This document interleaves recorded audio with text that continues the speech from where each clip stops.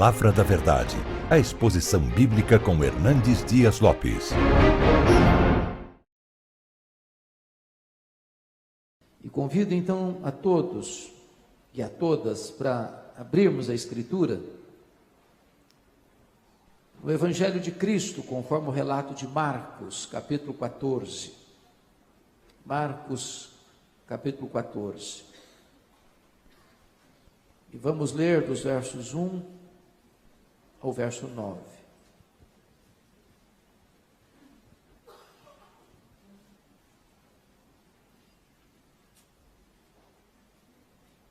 Lido o texto, por favor, não feche a sua Bíblia. Eu preciso que você acompanhe comigo a exposição do texto. Está escrito: dali a 2 dias era a Páscoa e a festa dos pães asmos. E os principais sacerdotes e os escribas procuravam como prenderiam Jesus à traição e o matariam. Pois diziam: não durante a festa, para que não haja tumulto entre o povo. Estando Jesus em Betânia, reclinado à mesa, em casa de Simão, o leproso, veio uma mulher trazendo um vaso de alabastro com preciosíssimo perfume de nardo puro. E quebrando o alabastro, derramou o bálsamo sobre a cabeça de Jesus. Indignaram-se alguns entre si, diziam: para que esse desperdício de bálsamo? Porque este perfume poderia ser vendido por mais de 300 denários e dar-se aos pobres. E murmuravam contra ela. Mas Jesus disse: deixai-a, por que a molestais?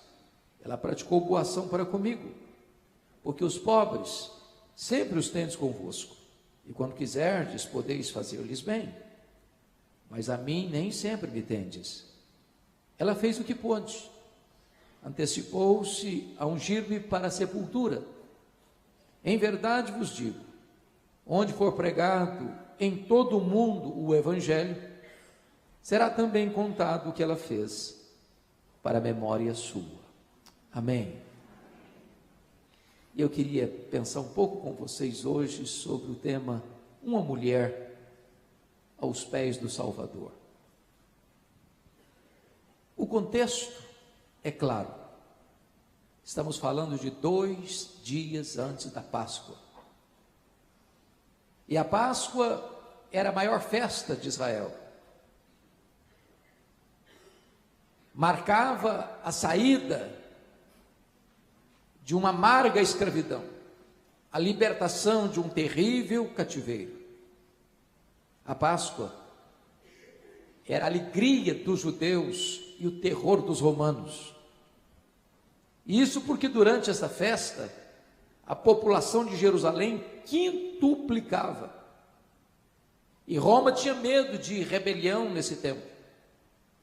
Tanto é fato que a residência oficial do governador Pilatos se transferia de Cesareia Marítima para Jerusalém durante essa festa. Todo o aparato militar de Roma estabelecido em Israel se transferia para Jerusalém nessa festa. Até mesmo o tetrarca da Galileia, Herodes Antipas, com toda a sua comitiva, se transferia para Jerusalém nessa festa. E diz a Bíblia que 2 dias antes desta festa, as maiores autoridades de Israel mancomunam, tramam, urdem, maquinam a prisão de Jesus à traição, para matá-lo depois da festa. Mas curiosamente, Mateus 26 nos informa que 2 dias antes da festa, Jesus comunica aos seus discípulos que ele seria entregue nas mãos das autoridades para ser preso e ser morto. E aí você conclui que mesmo quando os homens urdem, maquinam e tramam suas ações mais perversas, eles estão apenas cumprindo uma agenda estabelecida pelo próprio Deus na eternidade. Quem dirige a história é Deus. Quem controla os acontecimentos da história é Deus. Ao mesmo tempo que as maiores autoridades de Israel planejam a prisão e a morte de Jesus, curiosamente, ali bem perto de Jerusalém, Em Betânia, uma família prepara uma ceia, uma festa para Jesus. Jesus é esse personagem que desperta sentimentos tão adversos. Ele é amado por uns e odiado por outros. Ele é acolhido por uns e rejeitado por outros. Ele é adorado por uns e rechaçado por outros. Esta ceia, esta festa, esse jantar em Betânia acontece na casa de um homem chamado Simão. E Simão recebe um epíteto, um apelido, um adjetivo: Simão, o leproso. Eu não sei quem é esse Simão. A Bíblia não diz. Eu não sei se ele é o pai da Marta, porque Marta está servindo nesse jantar. Lázaro, recém-ressuscitado, está à mesa com Jesus nesse jantar. Eu não sei se é o marido de Marta. Mas o melhor é não entrar nessas cogitações, porque eu já tenho aprendido que onde a Bíblia não tem voz, nós não deveríamos ter ouvidos. O certo é que esse jantar acontece na casa de um homem que não só tem nome, mas tem apelido: Simão, o leproso. E eu pergunto a vocês, esse homem ainda era leproso? E a resposta categórica e insofismável é: claro que não. Porque se fosse leproso, eu não poderia estar em casa. Se fosse leproso, eu não podia receber ninguém em casa. Se fosse leproso, eu não podia dar um banquete para nenhum amigo. Se fosse leproso, eu tinha que estar num leprosário. Mas notem como os evangelistas registram que o jantar aconteceu na casa de Simão, não o ex-leproso, mas acontece na casa de Simão, o leproso.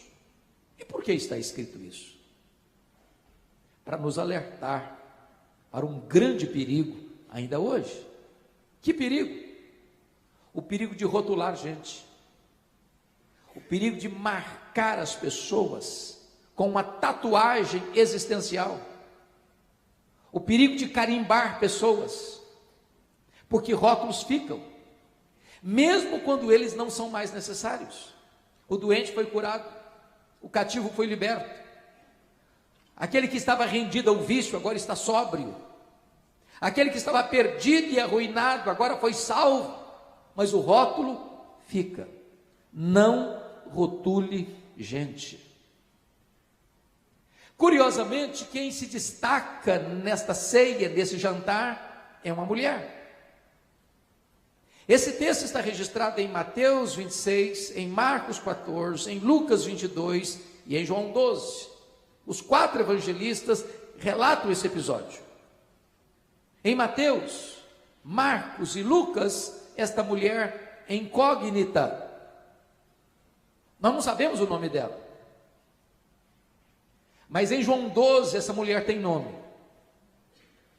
É Maria, irmã de Marta e Lázaro. E essa mulher tem uma biografia muito curta na Bíblia. Ela só aparece 3 vezes nos evangelhos. E nas 3 vezes que ela aparece, ela está aos pés do Salvador. A primeira vez, em Lucas 10, ela está aos pés do Salvador para aprender. Jesus estava em sua casa.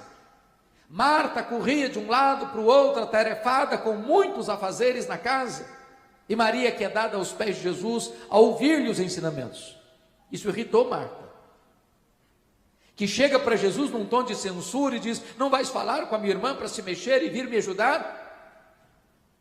E Jesus diz: Marta, Marta, andas inquieta e desassossegada com muitas coisas. Maria escolheu a boa parte e esta não lhe será tirada, porque só uma coisa é necessária e esta é a melhor parte. E Maria escolheu esta melhor parte e não vai ser tirado dela. Aos pés do Salvador para aprender.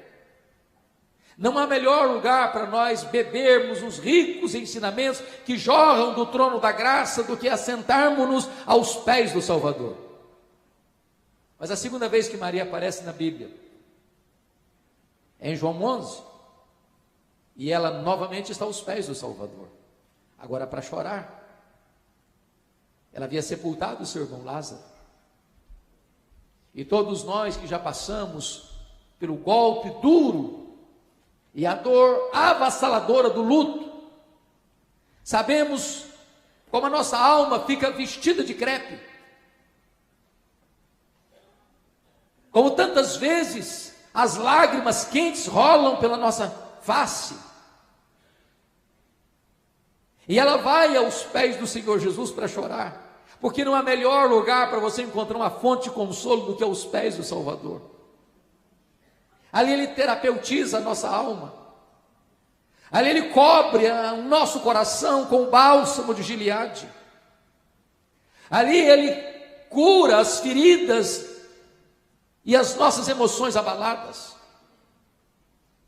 Mas a última vez que Maria aparece na Bíblia é nesse texto e nos seus correlatos.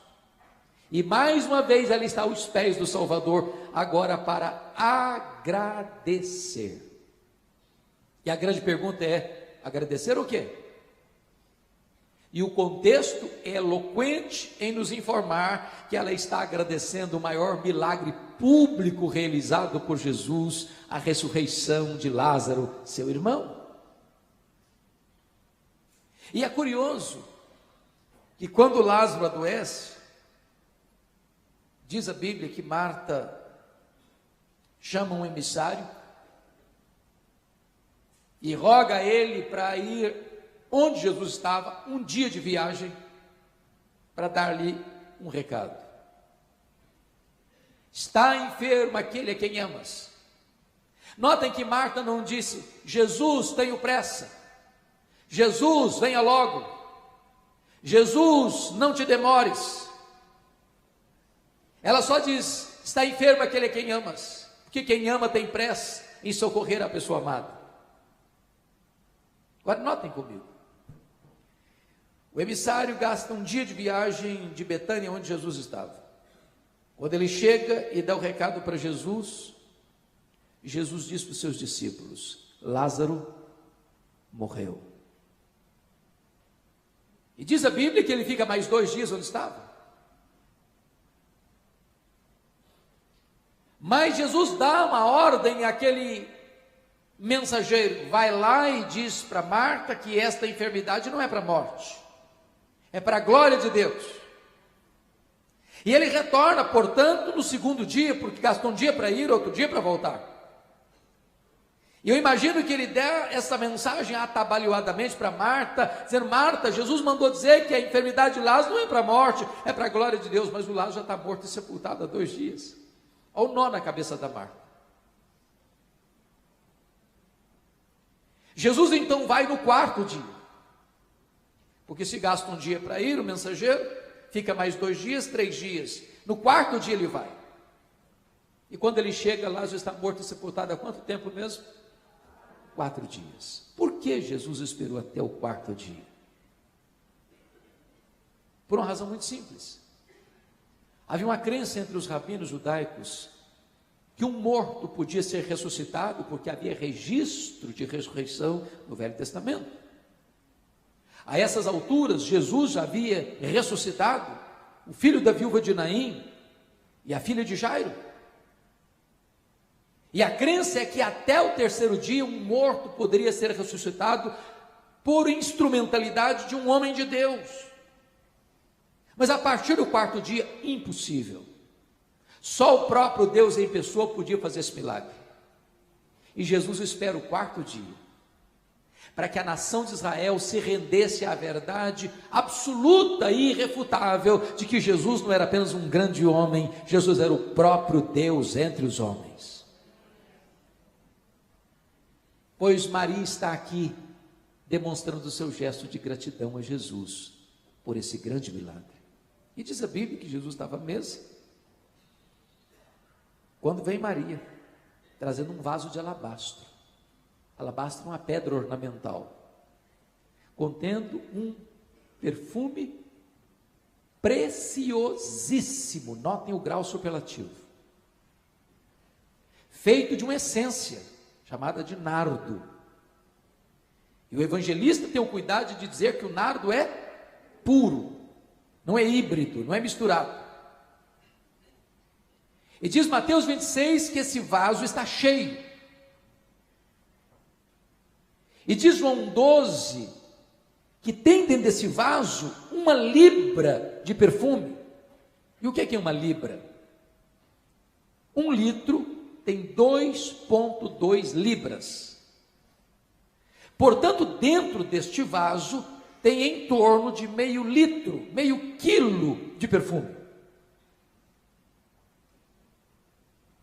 E diz a Escritura que Maria vem, se posta próximo de Jesus, e então ela quebra esse vaso e derrama todo esse perfume sobre a cabeça de Jesus. Diz João 12 que toda a casa se enche com perfume. Esse perfume escorre pelo corpo de Jesus, chega aos pés de Jesus, e ela desata os seus cabelos, enxuga os pés de Jesus com os seus cabelos. Isso provoca uma reação imediata dos apóstolos, dos discípulos, dizendo: para que esse desperdício? Esse perfume poderia ser vendido, conforme João 12, pela avaliação do próprio Judas Iscariotes, que era tesoureiro e entendido de dinheiro, por mais de 300 denários, e dar-se aos pobres. E murmuraram contra ela. Mas diz a Escritura que Jesus sai em defesa de Maria e diz: por que a molestais? Ela praticou boa ação para comigo. Os pobres sempre os tendes convosco, a mim nem sempre me tendes. Na verdade, ela fez o que pôde. Ela antecipou-se a ungir-me para a sepultura. E em verdade vos digo, em todo mundo onde for pregado o Evangelho, será contado o que ela fez para a memória sua. Dito isto, à guisa de introdução, eu gostaria que todos nós pudéssemos agora observar 8 lições que nós podemos aprender com Maria à luz desse texto. Se você trouxe papel e caneta, sugiro a você anotar. Isso porque o papel mais amarelo e a tinta mais fraca é mais fiel do que a memória mais prodigiosa. Se você não anota, amanhã você não sabe mais o que aconteceu aqui. 8 lições que nós podemos aprender com esta mulher que é dada aos pés do Salvador. Primeira lição, confira comigo o versículo de número 8, a parte A. Ela fez o que pôde. Você pode repetir essa frase comigo? Ela fez o que pôde. Toda vez que eu leio isso, eu pergunto a mim mesmo: meu Deus, eu estou fazendo para Jesus o que eu posso? Eu estou fazendo tudo o que eu posso? Porque às vezes nós fazemos, mas fazemos relaxadamente. Às vezes nós fazemos, mas não fazemos de todo o coração. Às vezes nós fazemos, mas não fazemos com a motivação certa. Ela fez o que pôde. Eu gosto muito da história da igreja. Alguém já disse que quem não aprende da história, repete seus erros. E vocês devem se lembrar do que aconteceu no dia 23 de setembro de 1723, às 11 horas da manhã, na Alemanha, quando o conde Ludwig van Zinzendorf começa na Alemanha uma reunião de oração que dura 100 anos, ininterruptamente, desembocando nos mais importantes movimentos de reavivamento na Alemanha, o momento dos morávios, a ponto de cada 25 moravianos sustentarem um missionário fora da Alemanha, sendo eles pobres. Alguns deles, não tendo dinheiro para enviar para a obra missionária, se vendiam como escravos, para comprar passagem de ida, para os povos mais longínquos da terra, para dedicarem o resto de seus dias para levarem esses povos à esperança do Evangelho. Quando eu penso em exemplos deste quilate, eu pergunto a mim mesmo: meu Deus, eu estou fazendo o que eu posso? Tudo o que eu posso? Pois Maria fez o que pôde. Segunda lição, confira comigo o verso 3. Ela fez o seu melhor. Irmãos queridos, pensem comigo. Esta essência chamada nardo não tinha Israel. Essa essência era caríssima e era raríssima. Essa essência na época só era encontrada nas cordilheiras do Himalaia, de um arbusto seco, moído e transportado em lombos de camelos. Esse perfume era tão caro que meio litro de perfume, meio quilo de perfume, foi avaliado em mais de 300 denários. Um denário era o salário de um trabalhador durante um dia. Em outras palavras, era necessário um dia de trabalho para se comprar 1 grama desse perfume, uma gota desse perfume. Esse perfume não se encontrava numa loja de perfumaria. Esse perfume era comprado gota a gota, grama a grama, ia sendo acondicionado nesse vaso de pedra, esse vaso de alabastro. Havia dentro desse vaso 1 ano de economia, 1 ano de trabalho. E eu pergunto a vocês, quando você tem um perfume caro, e eu sei que vocês têm, como é que vocês usam?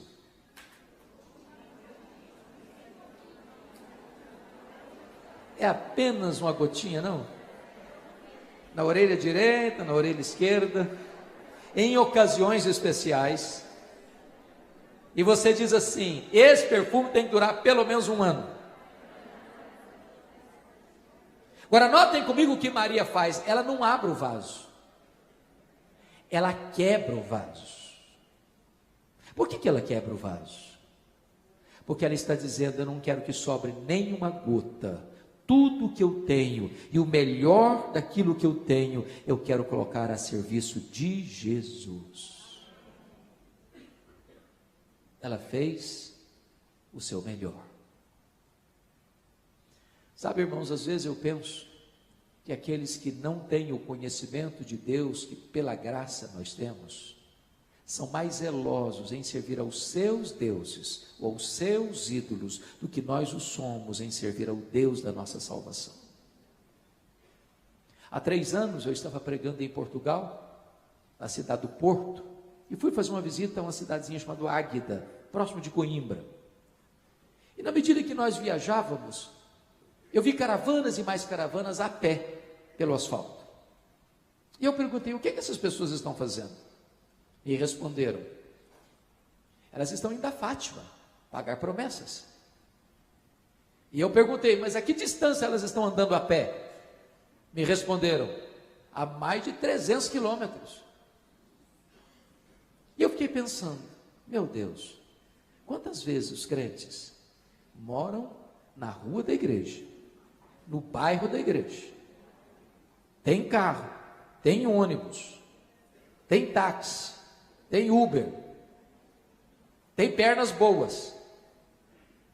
Se está calor demais, não vai porque está calor demais. Se está frio demais, não vai porque está frio demais. Se tem um feriado, some todo mundo. Se é o time do coração disputando final de campeonato, dá uma escorregada para o campo de futebol. E de repente, aqueles que não conhecem a Deus são mais zelosos em servir aos seus deuses que nós o somos em servir ao Deus da nossa vida. Maria fez o seu melhor. Terceiro lugar, terceira lição: Maria fez sacrificialmente. Talvez vocês perguntem assim, à luz do versículo 3, eu não estou entendendo uma coisa. Como é que uma moça pobre, de uma família pobre, de uma vila pobre, de um país pobre, subjugado por um império estrangeiro, investe 1 ano de trabalho num frasco de perfume? Por mais limitada que seja a realidade financeira de uma pessoa, ninguém investe 1 ano de trabalho num frasco de perfume, ninguém. Para você entender o que está acontecendo com Maria, você precisa conhecer um pouco da cultura judaica. Como lhes disse, esse perfume não era comprado numa loja de perfumaria. Esse perfume era comprado gota a gota, grama a grama, desde que a menina se tornava moça. Ela ia comprando, ia comprando, ia comprando, ia comprando, para o dia mais importante, o dia mais feliz, o dia mais esperado da sua vida e da sua agenda, o dia das suas núpcias. Ela se preparava anos e anos, comprando esse perfume, acondicionando esse perfume nesse vaso de alabastro, para o dia do seu casamento. Pois Maria coloca a serviço de Jesus aquilo que era mais caro, mais importante, mais valoroso, mais significativo para a vida dela. Muitas vezes as nossas ofertas para Jesus são ofertas que não nos custam nada. Damos as sobras, damos o resto. Às vezes somos até mesmo parecidos com a geração do profeta Malaquias.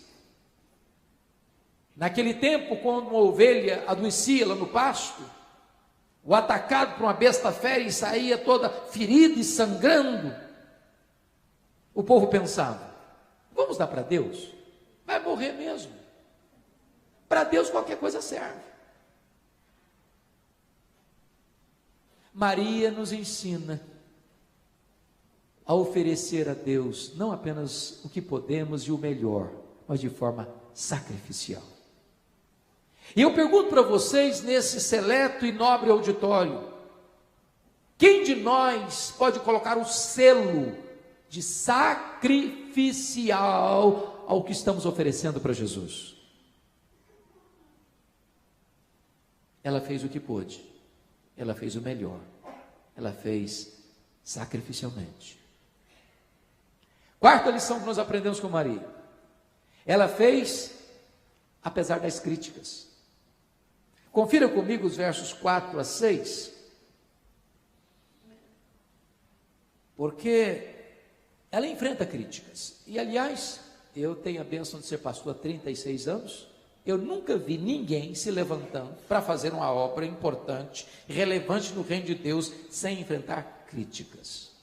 Quem tem medo de críticas não serve a Deus. Quem tem medo de críticas está mais interessado no aplauso dos homens do que na aprovação dos céus. Quem tem medo de críticas está mais preocupado com a sua reputação do que com a glória de Deus.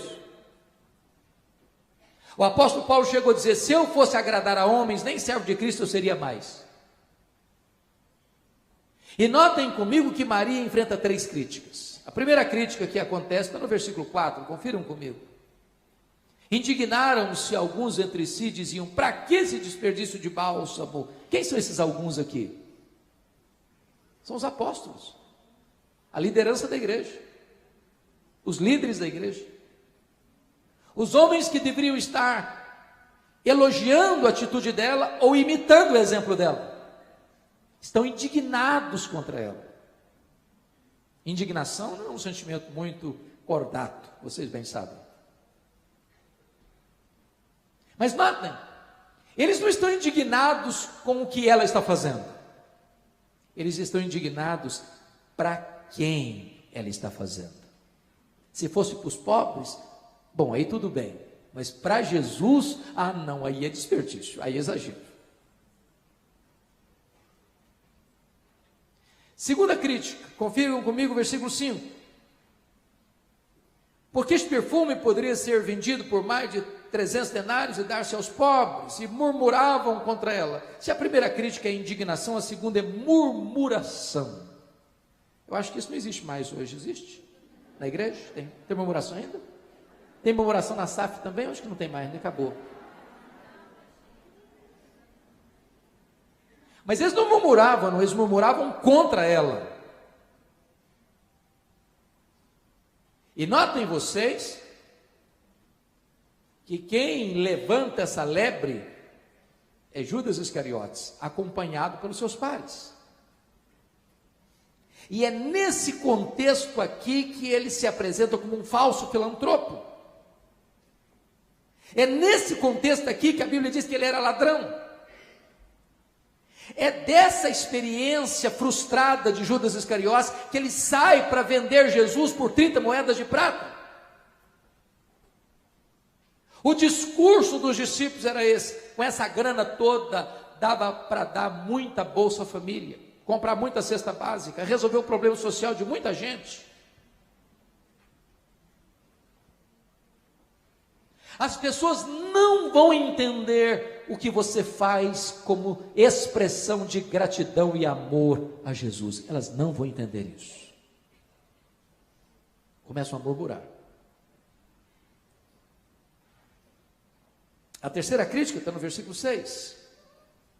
Mas Jesus disse: deixai-a, por que a molestais? Ela praticou boa ação para comigo. Se a primeira é indignação e a segunda é murmuração, a terceira é molestação. E molestar hoje é crime, dá cadeia, dá processo. Se Jesus não saísse em defesa de Maria, os apóstolos teriam trucidado Maria.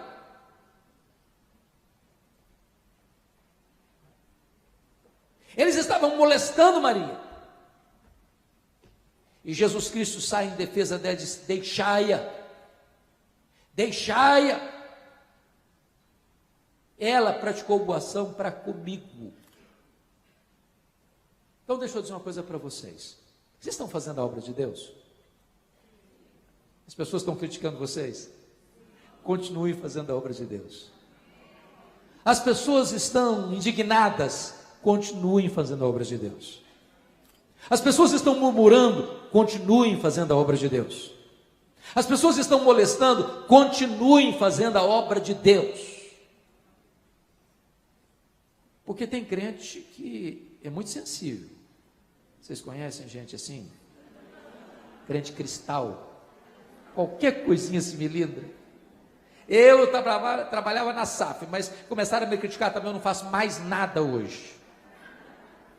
Eu peguei essa função para fazer, me criticaram também, eu agora só vou sentar lá e olhe lá. Eu também estou até pensando em sair da igreja, porque tudo que eu faço me criticam. Você precisa ser uma crente madura. Você não pode depender de elogios e nem ficar desanimado com as críticas. Você não faz para agradar a homens, você faz para a glória de Deus. Você faz apesar das críticas. Quinta lição que eu aprendo com Maria. Vamos recordar as 4 primeiras? Ela fez o que pôde. Ela fez o melhor. Ela fez sacrificialmente. Ela fez apesar das críticas. Quinto lugar, ela fez só para agradar a Jesus. O texto de João 12 nos informa que ela enxuga os pés de Jesus com seus cabelos. O que tem a ver isso para a cultura brasileira? Nada. Apenas um gesto de humildade. Mas para a cultura israelita, isso era uma espécie de constrangimento. Por que não dizer um escândalo? Uma quebra de protocolos. Um rompimento de paradigmas. Uma mulher não podia soltar os cabelos em público. Isso era a mesma coisa de colocar a reputação dela em dúvida. O que nós aprendemos aqui? Minhas irmãs, tem hora que quando você tem o seu coração transbordando de alegria, ou transbordando de gratidão, transbordando de amor, e Ele fez coisas tão lindas na sua vida, Ele fez coisas tão lindas na sua casa, Ele fez coisas tão lindas na sua família, você acaba rompendo alguns paradigmas e quebrando alguns protocolos. Você acaba, na opinião de algumas pessoas, ultrapassando algumas fronteiras. O que me impressiona com Maria é que ela não está preocupada com o que as pessoas vão falar dela, ou vão pensar dela. Ela só tem um vetor que governa a alma dela e dirige as ações dela, é agradar a Jesus. Porque na igreja, irmãos, desculpem, mas até na igreja tem que agradar muita gente, tem não? Tem que agradar muita gente. Tem que agradar, por exemplo, aquele irmão que foi o fundador da igreja. Lançou a pedra fundamental. conhece cada tijolo de cada parede. Se você desagradar esse camarada, você está frito. Você tem que agradar aquela família mais tradicional da igreja, porque se desagradar essa família, pronto, aí não vai funcionar. Mas você tem que agradar também aquele irmão mais rico da igreja, porque se já foi embora da igreja, o dízimo fica complicado, então você tem que agradar, porque se você sair da igreja, complica tudo. Mas você tem que agradar um, você tem que agradar outro, você tem que agradar aquele, tem que agradar aquele outro, daqui a pouco você tem que agradar todo mundo, e não agrada mais a Jesus. Seu único papel é agradar a Jesus. Eu não estou dizendo com isso que você vai sair por aí desagradando todo mundo, não. O que eu estou dizendo é que o vetor que governa a nossa vida deve ser esse: eu quero agradar a Jesus. Não importa o que as pessoas vão falar, não importa o que as pessoas vão pensar, eu quero agradar a Jesus, eu amo a Jesus, eu tenho gratidão a Jesus, Ele fez milagres na minha vida, Ele salvou, Ele libertou, Ele curou, Ele consolou, Ele trouxe paz para a minha vida, Ele trouxe consolo para a minha família, e eu não posso conter esse amor e essa gratidão no meu peito. Eu quero extravasar isso, eu quero dizer isso, eu quero proclamar isso para o mundo, que eu amo a Jesus.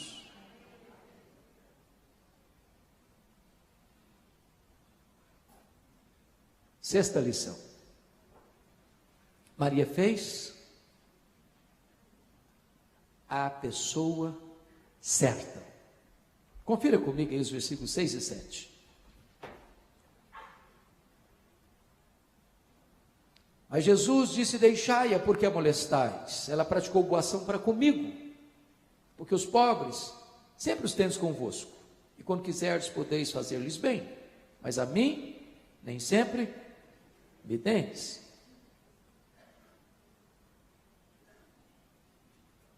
Talvez você pergunte assim: bom, será que Jesus está dizendo então que os pobres podem ser deixados para depois? Será que Jesus está ensinando que os pobres não merecem urgência, cuidado, presteza na nossa agenda? Será que a causa dos pobres não é importante dentro da agenda da igreja? É isso que Jesus está ensinando? E a resposta é um rotundo não. Aliás, Mateus 25, 31 a 46 diz que nós vamos ser julgados no último dia se nós formos omissos em socorrer os pobres. E Jesus vai dizer uma palavra muito forte, dura, dizendo: apartai-vos de mim, malditos, para o fogo eterno, preparado para o diabo e seus anjos. Por quê? Porque estive com fome e não me deste comer, estive com sede e não me deste beber, estive nu e não me vestiste, estive preso e não fostes ver-me, estive doente e não me visitaste, estive forasteiro e não me abrigaste. Mas quando te vimos assim? Todas as vezes que deixaste fazer um desses pequeninos, a mim o deixaste fazer. Mas, minhas irmãs, o grande problema é que, por não entendermos, ou não entenderem esse texto, lá na década de 60, surge na América Latina uma teologia complicadíssima, chamada teologia da libertação.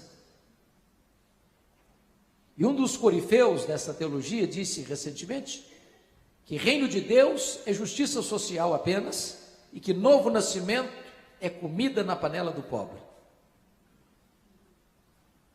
Isso levou aqueles que têm os cabelos brancos como eu a se lembrarem de um dos maiores apologistas brasileiros, ex-padre e pastor batista, Aníbal Pereira Reis, a dizer que a teologia da libertação não é nem teologia, nem libertação. E que os teólogos da libertação não são teólogos, são teologastros liberticidas. Porque é importante entender e dizer que ninguém vai para o céu porque ajuda os pobres. Ninguém é salvo porque é misericordioso com os pobres. Ninguém entra no céu porque dá pão para o faminto, dá roupa para o nu, vai para o hospital visitar os doentes. Ajudar os pobres não é a causa da salvação, ajudar os pobres é resultado da salvação. Você não ajuda os pobres para ser salvo, você ajuda os pobres porque foi salvo pela graça de Deus. Você não ajuda os pobres para alcançar o favor de Deus, você ajuda os pobres porque foi alcançado pelo favor de Deus. É Jesus quem move você na direção do socorro aos necessitados. Então Maria fez a pessoa certa. Sétima lição. Maria fez no tempo certo. Confira comigo o versículo 8, a parte B. Ela antecipou-se a ungir-me para a sepultura. Vamos entender bem o que está escrito aqui? Pense comigo nisso. Aliás, deixa eu fazer uma digressão aqui, que eu acho linda, à luz da Bíblia. Eu estou num congresso de mulheres, embora alguns homens estão desfrutando desse privilégio, como eu. E vocês se lembram de Lucas capítulo 8? E Lucas capítulo 8 nos informa lá que Jesus curou e libertou algumas mulheres. Notem comigo. Aconteceu depois disso que andava Jesus de cidade em cidade e de aldeia em aldeia, pregando e anunciando o evangelho do reino de Deus, e os 12 iam com ele, e também algumas mulheres que haviam sido o quê? Curadas de espíritos malignos e de que mais? De enfermidades. E aí ele cita algumas: Maria, chamada Madalena, da qual saíram 7 demônios, e Joana, mulher de Cusa, procurador de Herodes, Susana, e mais quem? E muitas outras. Então preste atenção, que tem algumas, e são citadas por nome, gente que tinha sido curada, liberta por Jesus, e diz mais, que havia mais quem? Muitas outras não sei quantas, mas não deviam ser poucas, senão faria sentido muitas outras, as quais, notem comigo, lhe prestavam assistência com seus bens. Então vamos pensar na caravana. Tem os 12, tem Jesus, então já são 13. Tem algumas mulheres que foram curadas e libertas. Então, já são de 13 e passa para 16 pelo menos. Muitas outras, aí eu não sei quantas, vai passar de 30. O que Jesus fazia? Pregando o evangelho do reino, de cidade em cidade, aldeia em aldeia. Pense comigo na logística. Para hospedar, para comer, se alimentar, para comprar roupa, para comprar calçado. E elas estão indo, assistindo Jesus com seus bens. Jesus podia comer a melhor comida do mundo, apareça e aparecia, aconteça e acontecia, mas ele resolveu ser sustentado pelas mulheres. Que privilégio, que bênção, que despreendimento. Agora, eu sugiro a vocês um dia fazer uma leitura do Evangelho de Lucas, porque Lucas nos informa que essas mulheres, que mulheres? Essas aqui, essas que têm nome e essas que são muitas, acompanharam Jesus não só nessa peregrinação evangelística itinerante, mas quando Jesus sobe para Jerusalém na Páscoa, e elas sabiam que ele estava subindo para lá para morrer, elas sobem com ele.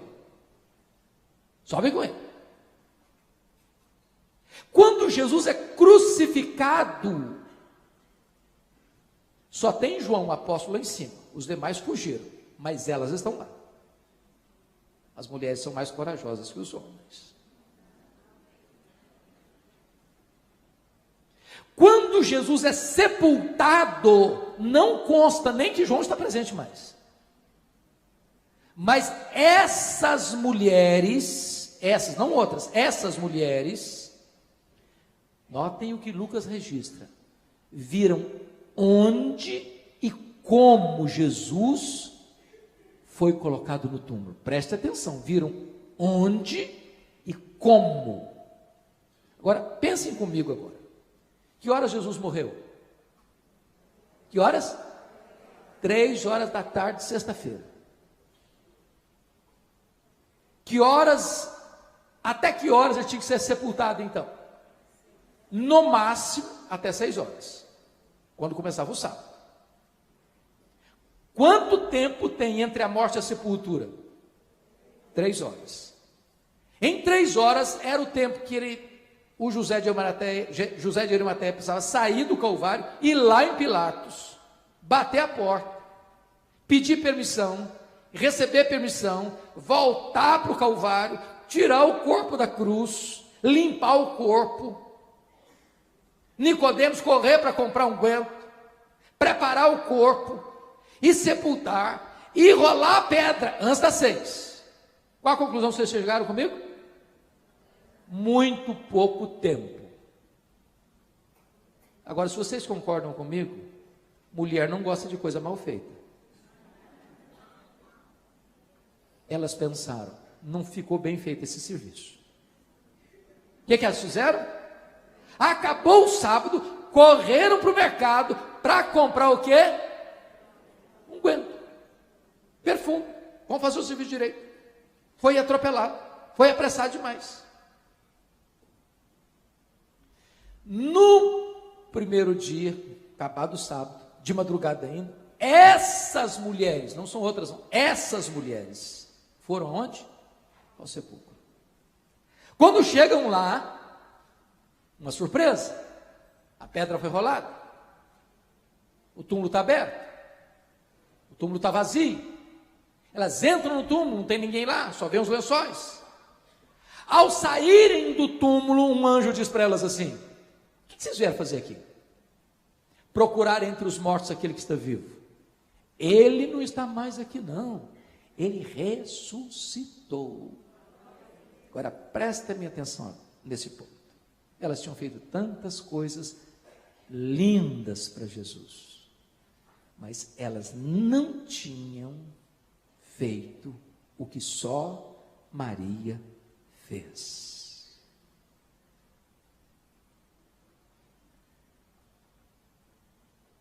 Prepará-lo antecipadamente para a sepultura. Sabe o que o anjo está dizendo para essas mulheres? Ele não precisa mais disso. Vocês perderam uma oportunidade, vocês fizeram muita coisa, mas isso vocês não fizeram. Vocês perderam uma grande oportunidade, agora ele não precisa mais. Sabe a lição que eu aprendo aqui, irmãs? Tem muitas coisas na vida que você ou faz hoje, ou nunca mais vai fazer amanhã. Ou você aproveita a oportunidade hoje, ou nunca mais terá essa oportunidade. Se você tem de dizer para o seu marido, eu te amo, fale hoje. Ainda que seja por telefone, que eu sei que ele não está aqui, Mauri. Se você tem que dizer para sua esposa, eu te amo, fale isso hoje. Se você tem que pegar seus filhos no colo, não importa a idade deles, faça isso hoje. Se você tem que dizer para o seu pastor, eu te amo, faça isso hoje. Amanhã pode ser tarde. Eu não sei, irmãs queridas que estão comigo aqui no púlpito, o que vocês pensam, mas uma coisa que me choca profundamente na cultura brasileira são os nossos funerais. Sabe por que me choca? Ô, gente, eu nunca vi ninguém receber tanto elogio, rasgação de seda, como defunto. É uma rasgação de seda sem fim em cima do caixão. Mas o defunto não escuta mais nada, ele não se emociona com mais nada. Eu fico imaginando se aquela pessoa que está morta ali, recebendo, quer dizer, ele não está recebendo, se ele escutou uma meia dúzia de elogios que foi desfilado ali em cima do caixão. Vocês já notaram como é que morto recebe mais flor do que vivo? Faz sentido isso? Eu fui num funeral em Vitória certa feita, eu contei 86 coroas de flores no sepultamento. Precisava contratar um caminhão só para levar as flores. E eu fiquei do lado olhando, falei, meu Deus, coitado do defunto, não consegue cheirar um botão de rosa mais, para que tanta flor para ele? Eu fiquei imaginando se aquele irmão, pelo menos, recebeu um buquê de flores em vida. Vocês sabem por que os mortos recebem mais flores do que os vivos? É porque a voz do remorso é mais forte do que a voz da gratidão. Tem que mandar flor para alguém? Manda em vida. Depois que morre não adianta mais. Queridos pastores, eu rodo por esse Brasil afora, de vez em quando eu vejo umas coisas engraçadas. Às vezes constrói um templo, ou constrói uma sala de escola dominical, ou constrói um prédio de educação religiosa, e bota uma placa bem bonita lá, em memória ou em homenagem ao fulano de tal. Aí eu chego e pergunto assim, quem é esse irmão fulano de tal? Ah, um irmão muito querido, esse aqui morreu há 20 anos. Para que homenagear o irmão que morreu há 20 anos? Ele não vai ficar emocionado com isso não. Você quer homenagear alguém? Homenageie em vida. Quando ele pode dar um abraço em você, quando ele pode se alegrar com você. Faça enquanto é tempo. Para amanhã você não chorar a dor do remorso. Deixa eu lhes dar um exemplo bíblico. Lembram de Davi? A Bíblia diz que Davi ficou brigado com o filho dele, Absalão, 11 anos. 11 anos. Absalão precisou fugir de Israel. Você sabe o que é um filho ter que fugir do pai? Você sabe o que é um pai perseguir um filho? Você sabe o que é um filho se sentir ameaçado pelo pai? Pelo empenho de Joabe, o Absalão tem liberdade de voltar para Jerusalém. Mas o Davi manda um recado para ele: pode voltar para Jerusalém, mas não quer ver a cara dele não. Ele lá e eu cá. Já pensou o que é um filho escutar isso de um pai? Passaram-se 7 anos de mágoa, de silêncio, gelado. Um dia Absalão manda um recado para o pai dele assim: papai, se o senhor tem alguma coisa contra mim, que o senhor me mate. Eu prefiro que o senhor me mate, que o senhor me tratar com indiferença, com esse silêncio gelado. Sabe o que Davi fez? Recebeu Absalão no palácio, depois de 7 anos, deu um beijo no rosto dele, e não falou uma palavra para ele. 7 anos. Sabe o que o Absalão fez? Saiu dali e foi para a porta do palácio, furtar o coração do povo. Ah, irmãos, pensem comigo, Davi era um guerreiro, Davi era um estadista, Davi era capaz de pescar conspiração no ar.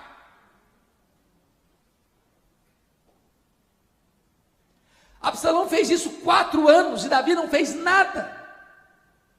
Eu acho que Absalão fez isso para chamar a atenção do pai, para ver se o pai vinha brigar com ele, para ver se resolvia o problema.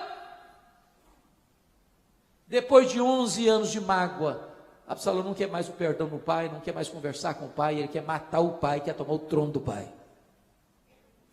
E Davi tem que travar a mais inglória batalha da sua história contra o próprio filho, porque qualquer resultado é ruim. Ganhar a guerra é matar o filho, perder a guerra é ser morto pelo filho. E nessa inglória batalha, Absalão morre. E o Davi, que passara 11 anos em silêncio, desabotou a alma e deixa jorrar em catadupas torrentes eloquentes de palavras de amor. Ah, Absalão, meu filho Absalão, quem me dera ter dado a minha vida por ti. Ah, Davi, é muito tarde. Agora o menino está morto. Agora ele não escuta mais as suas palavras de amor. Se você ama alguém, fale. Fale que você ama. Demonstre que você ama. Deixa eu fazer uma perguntinha aqui. Quem tem aqui pai e mãe vivos ainda? Levanta a mão. Louvado seja Deus. Que privilégio vocês têm. Que privilégio. Deixa eu fazer outra pergunta. Quem tem pai e mãe aqui que não mora na mesma cidade, na mesma região que você? Levanta a mão. Deixa eu dizer uma coisa para vocês. Não passe mais do que uma semana sem ligar.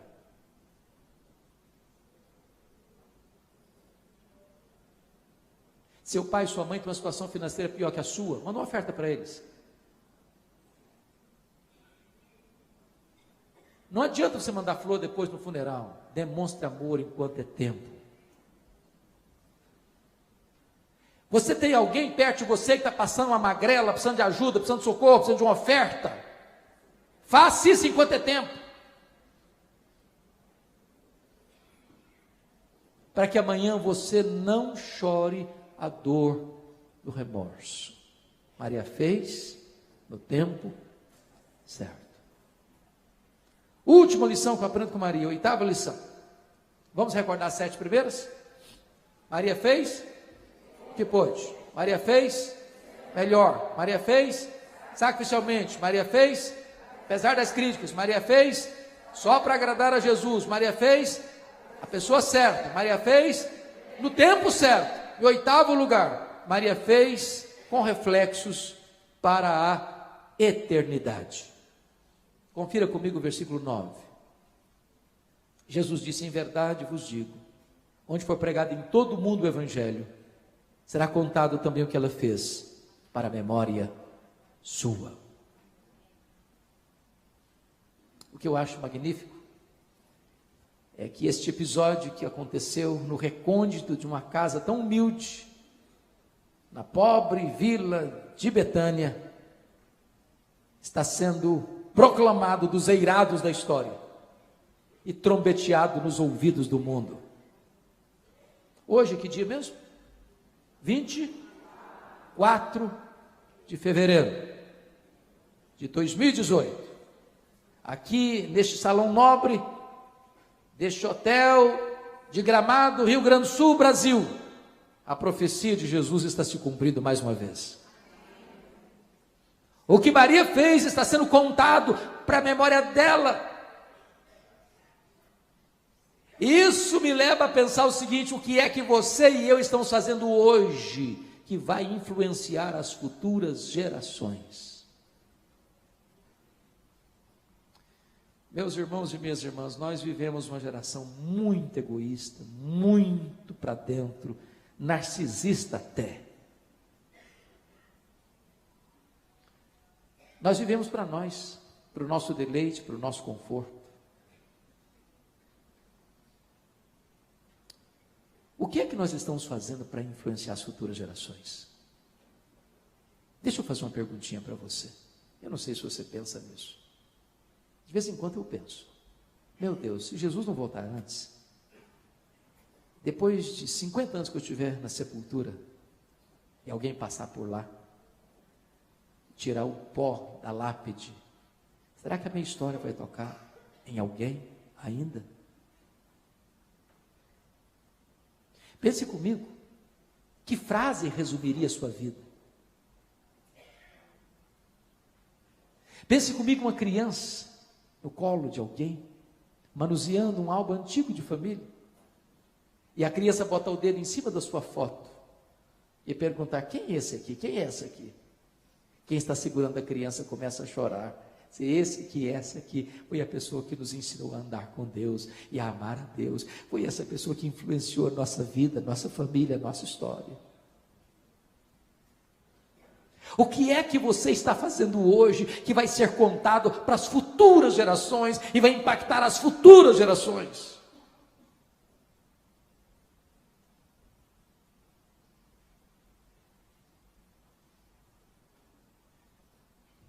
Eu estou falando aqui para um congresso de mulheres, de mães, de avós, que precisam como nós, desesperadamente, de influenciar filhos e netos a conhecerem a Deus, a andarem com Deus. Nós somos uma geração que tem um zelo, e é bom ter esse zelo, querer o melhor para os nossos filhos, a melhor escola, a melhor formação acadêmica, a melhor capacitação profissional, o melhor sucesso deles no mercado de trabalho, mas muitas vezes nós negligenciamos o mais importante, que é dar a eles o brilho da graça de Deus, a alegria de conhecer o Salvador, a bênção de ter uma experiência real com Jesus Cristo, Senhor da nossa vida. Qualquer troféu concedido aos nossos filhos sem a salvação é troféu de palha. Eu gostaria de encerrar trazendo à memória esclarecida de vocês 2 exemplos, um negativo, um positivo, um extraído da Bíblia, outro da história da igreja, para ilustrar esse ponto. O primeiro exemplo é o negativo tirado da Bíblia. Pensem comigo no rei Ezequias, filho de Acás. Diz a Bíblia que Ezequias começou a reinar em Jerusalém com 25 anos de idade. Reinou 29 anos, morreu com 54 anos. Seu pai era um homem devasso, idólatra, assassino, cruel. Ele foi diferente, homem piedoso, fez uma reforma em Israel, destruiu a idolatria de Israel, de Judá, reformou o templo, limpou o templo, experimentou um reavivamento espiritual. Foi no governo dele que o reino do norte caiu nas mãos do Império Assírio. Depois de 14 anos de governo, ele está com 39 anos, rico, vitorioso, bem-sucedido, um grande exército, um grande arsenal, uma grande fama. E vocês sabem que um homem com 39 anos pensa que está no auge da sua carreira? Ele enfrenta 2 problemas gravíssimos. Primeiro problema, um problema político. A Assíria, poderosa Assíria, cerca Jerusalém e manda um recado abusado para ele: se renda, Deus nenhum livrará você da minha mão. Se não bastasse o cerco de um império poderosíssimo, diz a Bíblia que ele fica doente, uma úlcera. Seu dinheiro não resolveu o problema, sua posição de rei de Judá não resolveu o problema, seus amigos, seus médicos não resolveram o problema, e Deus manda o profeta Isaías na casa dele com um recado: ponha em ordem a tua casa, porque morrerás e não viverás.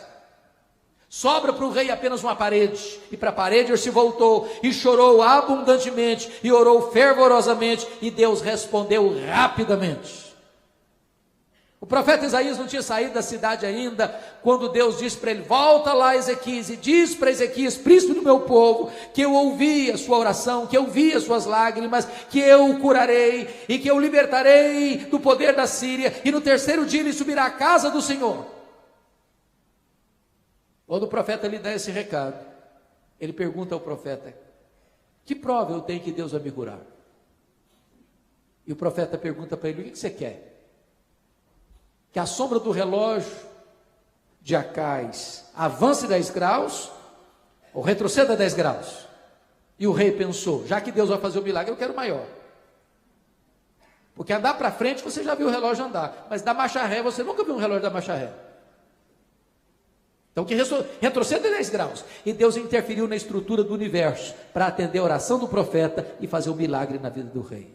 Um grande milagre, cura e libertação. Esse milagre foi tão grande, que diz a Escritura que isso reverbera para fora do território de Israel.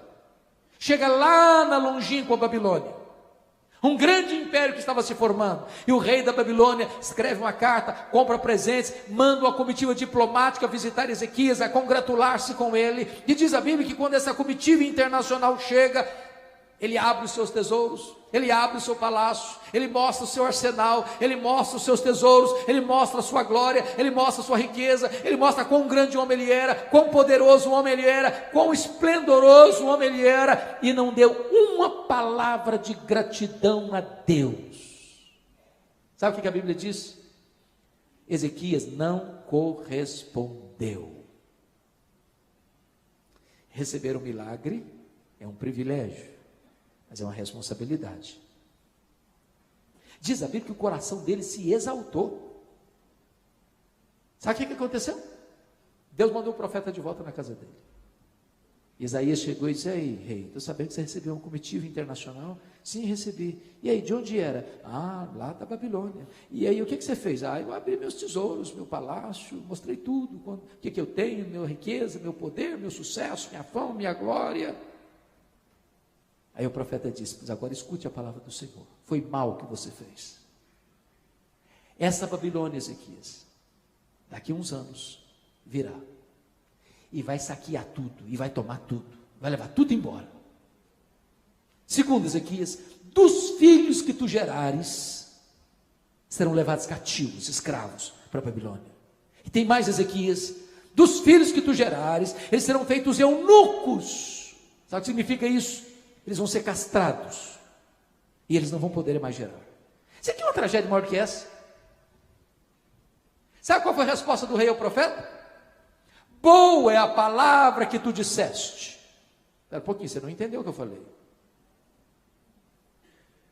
Eu estou falando que a Babilônia vai pegar tudo, vai levar tudo, os filhos vão ser escravos, os filhos vão ser castrados, e você vem me falar que boa essa palavra. Você entendeu o que eu falei? Você é louco? Você perdeu o juízo?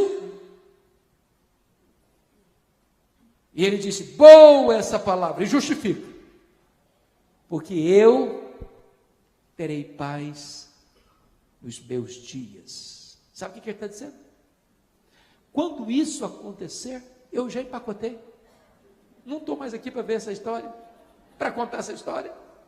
Desculpe da expressão, o que ele está dizendo é o seguinte: depois que eu morrer, que as futuras gerações se danem, eu não estou nem aí com elas. Lamentável. Eu quero dizer para você que a Bíblia nos ensina a cuidar das futuras gerações, daqueles que ainda nem nasceram ainda, para pôr em Deus a sua confiança. Meus irmãos e minhas irmãs, nós estamos vivendo esse drama no mundo. O ano passado nós comemoramos 500 anos de reforma. Olha o que está acontecendo na Europa, o berço do protestantismo. As igrejas estão mortas. Mortas. Estive na Holanda, de 60 para cá, 1960 para cá, os crentes não vão para a igreja mais. Estive na Escócia, berço do presbiterianismo, terra de John Knox, o templo mais importante da praça, perto do castelo. Quando eu entrei lá, não tinha púlpito, não tinha banco, tornou-se um bar, Você vai para a Inglaterra, menos de 4% dos ingleses frequentam a igreja hoje. Os templos estão sendo vendidos e transformados em mesquitas, em boates, em bares, em museus. Você vai para a América do Norte e você encontra as denominações históricas todas diminuindo a cada ano. A cada ano. Por quê, meus irmãos? Porque nós estamos numa corrida de revezamento. Se nós falharmos em passar o bastão do Evangelho para os nossos filhos e para os nossos netos, amanhã nós poderemos ter também essa ressaca acontecendo aqui no Brasil. É hora de investir nos nossos filhos. É hora de chorar para os nossos filhos. É hora de clamar os céus para os nossos filhos. É hora de nos colocarmos na brecha em favor dos nossos filhos. Nós não podemos abrir mão dos nossos filhos. Nós não geramos filhos para a morte. Nós não geramos filhos para o cativeiro. Os nossos filhos são herança de Deus e nós não podemos abrir mão deles.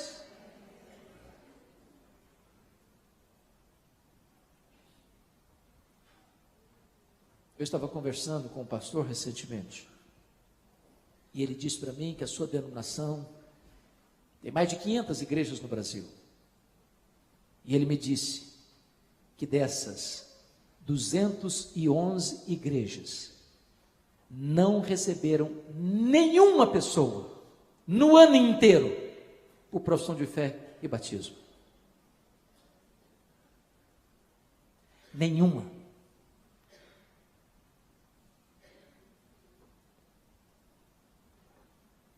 Vocês estão percebendo a gravidade disso? A necessidade de nós influenciarmos as futuras gerações?